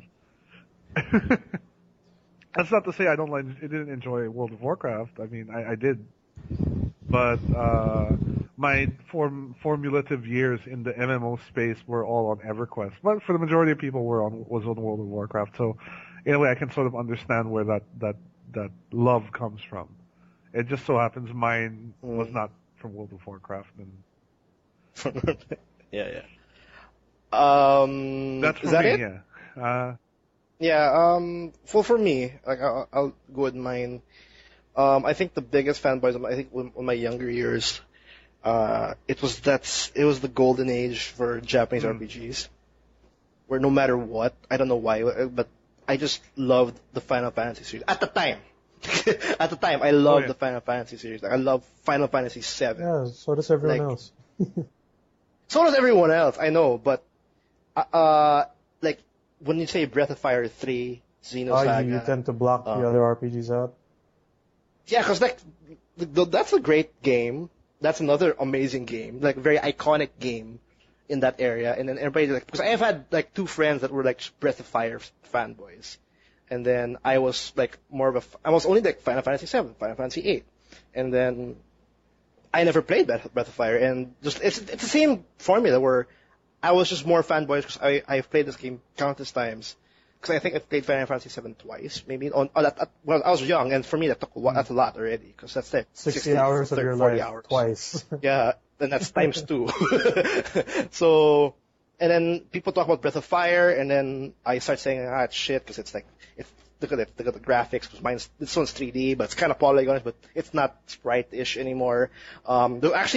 I actually had a conversation where I was talking about Final Fantasy, one was talking about Breath of Fire, and one was defending Suikoden. Yeah. Like, it was a weird conversation, but as I was looking back at that conversation or that fanboys discussion, doesn't really matter. There are actually 3 different kinds of gameplays if you think about it. Like, Final Fantasy is a real time. Breath of Fire is, well, I think Breath of Fire and Suikoden is kind of the same, but Suikoden has more of those like countless amount of characters you can get, especially Suikoden 2. So like they have different preferences, different caters, and in the end, I think through the years I played Suikoden 2, I played Breath of Fire 3. They're all just amazing games, and I don't know why I was so hardcore to Final Fantasy 7 until now. Like sometimes whenever someone asks me about Final Fantasy series, I still say 7, and I still like. Okay, yeah, and I can't really defend it as much. I think there could be fanboyism within a series, like defending which is the best one. Like for me, I think Final Fantasy VI is still my favorite, and I will defend that to the end. That it's probably for me the best one. But I'm pretty bad. I'm pretty bad hardcore. Not only hardcore, because like I'm the most common Final Fantasy fan. But it's 7 for Christ's sake. It's 7 among everything else, because there are other great Final Fantasy games like 10. I think it's another amazing game. Or 9. Even like another example I gave is like the Pokemon games. Like people who come into Pokemon in different generations. Oh yeah, per normally generation. say that. There is as well. But I think Emerald, Ruby, and Sapphire were the best Pokemon ever. A lot of people say Red and the original Generation 1 was the best. But I know people who will say they preferred like or who came in much later. Like they played Black and White, or they played. It's usually what their first Pokemon game was. Yeah, exactly. It's like what their first Pokemon game was. That's what they will say is like their favorite one. Or like usually, like FF7, it's a lot of people's first Final Fantasy. It's my first Final Fantasy then, 7. It's my first. For me, it was my first JRPG. Me then. My first Final Fantasy and JRPG. That's where I fucking dumped in, and then I played Final Fantasy, and I played everything else. Then you play it now, and like, God, this game is so old. No, actually, no. Really? I actually like. I'm like. No, simply because of the materia system. It's just so robust. This game is so old because I don't have analog movement, and running around the map sucks. It's not hard. Yeah, I understand at that point, but in terms of gameplay, like I have so much fun of combining like the materia, and since I haven't played for the longest time, it kind of feels a little bit new because I kind of forgot like how some of the materials work. It's fine. It's just I really don't like running around the map in 7. Even before, yeah, garbage. Well, what about you, Miggy? Back in the day when I was little Miggy Jr., I was the same boat as Will. Like I only had a Nintendo Entertainment System, or like the family computer as it's known here. I only had that like for 6 years. I just had a NES.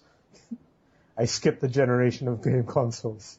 But like my neighbors also had like a Super Nintendo, so I played with them. I played like Mortal Kombat and all that stuff.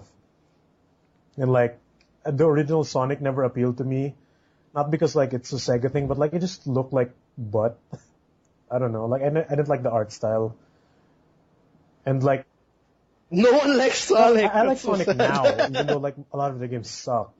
But like the old 16-bit ones, I never like. I didn't like the art style or like it. I'm supposed to go fast, but like even for me, it didn't feel all that fast. Last processing. I still love that. Go fast. He never goes fast. He says he's going fast, but he's not going fast. Gotta go fast. And like one of my neighbors had a Genesis, and he had Mortal Kombat there, and like the Genesis sound chip is just shit. No, but Genesis sound chip, I have to admit, has this very unique sound to it. Yeah, but like if they don't work with it right, it sounds like garbage. No, that's true. That's true. But it's got this very unique... different. Yeah. That's it. It's just different. It has a whole different thing. So for you, it pretty much comes down to availability in a sense, because that's what you had at the time. Yeah, it's what you like with Pokemon. I prefer like Gold because I played Gold more than I did Red, even though I technically got Red first. And then my brother. Yeah, in the Pokemon sense, I was a Red. Yeah. So he could play. So I played Gold first, then I played Red. So I have more of an affinity to Pokemon Gold.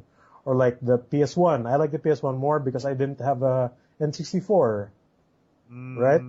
But like I like Smash Brothers, and I played Smash Brothers, and because of that, I got a GameCube. And ganyan. Like there's a level of fanboyism talaga, but as long as you're like rational about some things, like I'm gonna get this because I'm gonna get like a PS4 over an Xbox One because Xbox One has DRM and the whole BS with the game sharing, and it doesn't have like this game. But then I like an Xbox One because it has Killer Instinct. Right. Yeah, like there are reasons why you kind of like that side as well. But like then you have to look at the pros and cons. Then you prefer, diba? But like then you prefer. Last part with the fanboyism, siguro now, it's like even though Namco Bandai brings out all these garbage Dragon Ball games, I still want I get a little excited every time they announce a new one. That's just your guilty pleasure. You know the Gundam games. Like I spent 3 on Extreme versus Full Boost. And I have the version from last year, and I didn't. Which is fine because that makes you like giddy and excited for a game, and you like it. I have trouble justifying spending 900 on this like DMC HD, even though DMC is really good. But then they say, "Oh, Gundam for 3,000. Here's my money. Take my money. Eat for this week." But like Gundam, and I'm foaming in the mouth, and I say. Fanboyism is not bad. It's just how people do it. Because it's fine. Like I love Final Fantasy VII to death. I love I don't know what's the game I love right now. I love Guild Wars 2 or Diablo 3 to death. But I will not shove people's face in it, or I will not put it in their throat. You must like what I like. Stick it in. Like Will, stop playing Guild Wars 2, Diablo 3 because I think Guild Wars 2 is amazing. And so I want. That's the problem with fanboys like now how bad it is because they force. Like the negative aspects, like they say how awesome what they like, and they just shit on the rest, and then of course that will trigger a negative response to the other side because there are other people that like that side and does not like the other. That's the reason why it's all like this because why would you have to shit on the other? Why can't you just say why you like it and then like nonchalantly just say why you don't like it? Like you don't have to like this is shit because it is. Because that's usually the conversation. Like this is amazing, and Xbox One is shit because it's exactly. shit. That's always the conversation. That's the worst. But like I said, shitting rights. Or the non. Or, if you have the shitting rights, even though they have the fanboy wall up, it will crumble down. No, I agree. Don't understand what you're saying. You're completely right. Like, and I think. It's actually a really long. It's actually pretty interesting conversation because it stems down all the way from the start of like the gaming industry, and it actually this whole fanboy can actually stem to other media and like other outlets. And they'll like have their little own movies sub fanboys within each. Yeah, and it just grow. It's very interesting. Like, and it's just because they just like you said, like the whole article. It's just they're in love. With their console, their console. They're chemically in love. Well, like if you put like outside gaming, like I said, Apple, they're chemically in love with their phone. And if you say Samsung is better, like no, it's not. I know some people like that. Start flipping their iPhones. And Start flipping their iPhone. Or in fact, if you want to like bring it down, Samsung has higher specs, blah blah blah, blah, blah, and then you see the iPad guy just walk away, or iPhone guy walk away, and just just disregard everything you said. It's pretty interesting. Final thoughts on the whole fanboyism. I think I want to talk about this more, but I want to move on. We've actually kind of getting close to time actually. Final thought for me, I think fanboying is a normal thing. It's just a matter of how you handle it in a public discussion or a forum. Everyone is entitled to their own preferences, but as I totally agree with Miggy, you shouldn't be shitting on something without the right, having the rights to do so to begin with. Yeah, you have to try it first. Don't shit on the Xbox if you haven't played the Xbox, right? Yeah, and it has killer instinct. Like for those kids out there, like don't shit on your vegetables. Try it first, and if you really don't like it, then just say you don't like it. Like have an open reason mind. Why. There you go. That's have an open mind. Exactly. Have a very open mind, and if the world literally has a very open mind in each and every human being, it'll be so zen in the world. It'll be so big zen. Companies will crumble down. Yeah, and then people will lose money because not many people are fighting over something. Easter. You want to talk about that? Easter. To end episode 27, 28. Yeah, we wanted to talk more about Easter eggs, but we're actually running kind of close on time. So, do you want to just mention a few? Yeah, let's do it really quick. Because it's Holy Week, and it's the only thing I can think of, like, just to make it like cater to what's going on right now. It's pretty much the Saturday, and tomorrow. Well, now it's already 12 actually at this time. It's actually Easter. What are memorable Easter eggs like you've encountered? Like out of you know what? I forget like, the top of my head, because we were talking about it a little bit earlier. Was World of Warcraft has quite a few. Yeah. Oh, really? But they're more in reference to previous Blizzard games than anything else. Like, I think there's one dungeon where you get to meet the Lost Vikings, or the Olaf. The Lost Vikings was a Blizzard game. And like before Warcraft 1. Yeah, before Warcraft 1. And I think the reference was in some one of those dwarf dungeons. I remember you meet three dwarves there who are named after the Lost Vikings, and I thought that was very clever. So, off the top of my head, that's the one I remember now. I actually don't even encounter that one. For me, I think that was the dungeon. It was vanilla WoW dungeon. It was a vanilla World of Warcraft dungeon. Oh, in the start, actually. Yeah.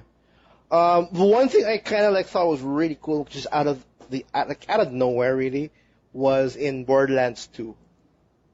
I didn't expect it whatsoever, but it happened. But there's a specific cave there. If you actually know it's hard to find, but when you find it, what you find in the cave will actually shock you, because if you go inside this, I think it's a waterfall area, but if you go inside, there's a wall where you can actually melee, and if you keep on meleeing it, parts of the wall will start crumbling, and if you keep going further and further, it will soon become Minecraft. Oh, really? Blocks. Oh yeah, I saw that. So you keep mining it, and you keep meleeing it and breaking the blocks, and eventually you go open this open area filled with creepers.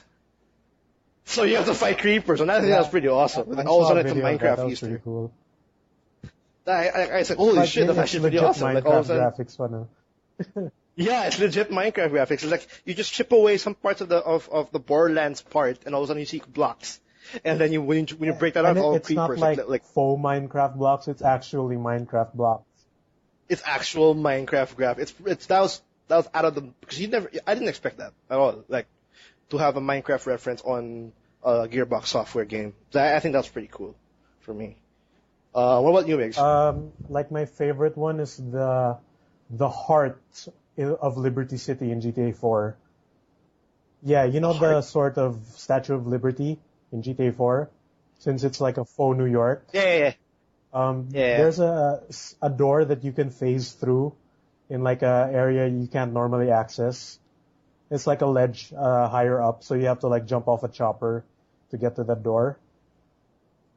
Oh, I think Once you remember get that back inside, then. there's like it's like a cylindrical tower inside with just a ladder going straight up. So like you climb the ladder, you go past like another floor, then like the light on top is suddenly like red. So it gets brighter as you go up. Once you go up to the top part of the ladder and go on a ledge, you will see a beating heart wrapped in chains inside the statue. Yeah, wait, I know this. I know now. I know what you're talking about. I remember that. Yeah, you go inside. It's just like an actual you heart. can't destroy it or anything, but it's like beating. It's just there. creepy, super creepy. Like when I first heard about it, I was like, I gotta find it. Like I didn't look up any videos. Awesome. I just read about it somewhere. Like, oh, the heart of Liberty City. Like there's a legit heart inside the statue. So I gotta get there. I gotta get there. And like I'm still genuinely creeped out by the beating sound of the heart in that little red room. Oh, that's awesome. Another like I just like we'll end this episode like okay, but I just want to mention one that just happened recently. Just because I think everybody should check it out. Battlefield 4 had a really awesome Easter egg. I want to mention it because it's just really really recent and it's fitting for Easter. Since we're mentioning all the Easter things we've encountered. Battlefield 4, the new patch came in, like there's a new map pack, and they added something on Paracel Storm. It's one of the default maps. And what happens is if you actually put like 10 people in a buoy. If enough people, diba? Yeah, like 10 people in a buoy in like the like close to the edge of the map in the water, you will actually trigger a Megalodon. Giant shark. Well, yeah. Jump out. Which Megalodon is technically is a giant shark, and I'm talking about like really I don't know, mega shark, like B-movie, bigger than the shark times 10. You know, basically. Yeah, it's bigger than Godzilla. It's bigger than the ship. It's bigger than the ship that crashed to the island in that Levolution actually, because the Levolution in that map is actually like a ship right? crashes to an island. Yeah, I think that shark is bigger than the fucking ship already. And this Easter egg was actually announced like in the I think on release of the game, but they never really patched it in. They're putting hints for the players to find. I remember like small little. They kept putting hints about dinosaurs at some point, and then. Yeah, people actually thought that they're gonna put a dinosaur, but technically it was actually a reference to this because Megalodon is considered to be a dinosaur. Is it considered to be a dinosaur because or Megalodon? No, it's technically based on the Easter notes and all that. Like that was their they were using the whole dinosaur thing and then catering it to like this is also a dinosaur thing, but eventually then all of a sudden there's a shark mention, and then it eventually led up to some coordinates that if you Google it, it will come up to a book called Megalodon, which is all about the hunt for the biggest shark in the world or whatever. And then, so I'm not too sure if it's a dinosaur or anything, but that's what, I don't know, that's what it's a big shark. I mean, that's all it's just a big shark. But I think it's pretty awesome. And like, it was actually hard to find and they had to patch that. And I think that's awesome for DICE to actually play around with it. And like, the developers actually saying like, I was playing around to actually make sure that this triggers properly. I want people to find it by themselves. Because it's gonna be hard to miss. That's what they're saying. There's also actually one more in Battlefield 4. I'm kind of cutting late on time, but I want to mention it again. You can actually trigger a T-Rex sound on one map as well. But not the actual T-Rex. The T-Rex will not come out. It's just that you'll hear one, right? Yeah, you hear one. You hear one like rumbling through the trees, maybe they're and then he'll just scream. In a next DLC. I think they're teasing because they're teasing also for dinosaurs and all that to happen. But I think that's pretty cool. That's about it. Thanks for tuning in, guys. Yeah, me and Migs have got a Let's Play for you coming up real soon. I hope you guys are... Oh, we had no time. We're cutting out. Yeah, we have no more time for that one. You want to save it up? I won't mention it. Yeah, save it for next week. I'll try to get the video up then as soon as I can. Yeah, they played something very special, and they only were able to play it for 1 hour just because of... Will is probably the only one in this country who bought that. I think that's true. I think they're the only ones in this country to have played this game. It's a PS3 title. We will talk about it next week. because we ran out of time. Thanks for tuning in. If you want to hear more of our previous episodes, our game reviews, posts, you can check out our website in www.toomuchgaming.com. That's 2 with a number 2.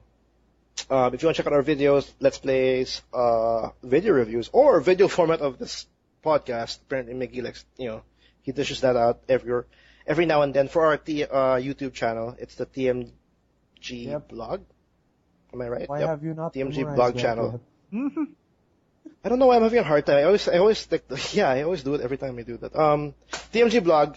If you have any questions, concerns, or something you want us to tackle, or if you think there's a problem, or if you want to have a question for me, you can email us at the TMG podcast at gmail.com. We're open to any questions or any discussions you'd like us to check out, to discuss. Please rate. Please rate. We're on iTunes. You can subscribe, rate, comment. We'd love the feedback. We have an episode every Tuesday.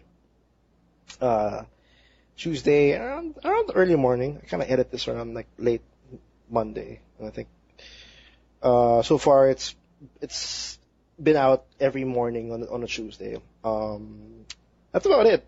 Am I missing anything? No. No, I think we're Thanks. good. They can always just Yeah, I find think it we're good. on the page.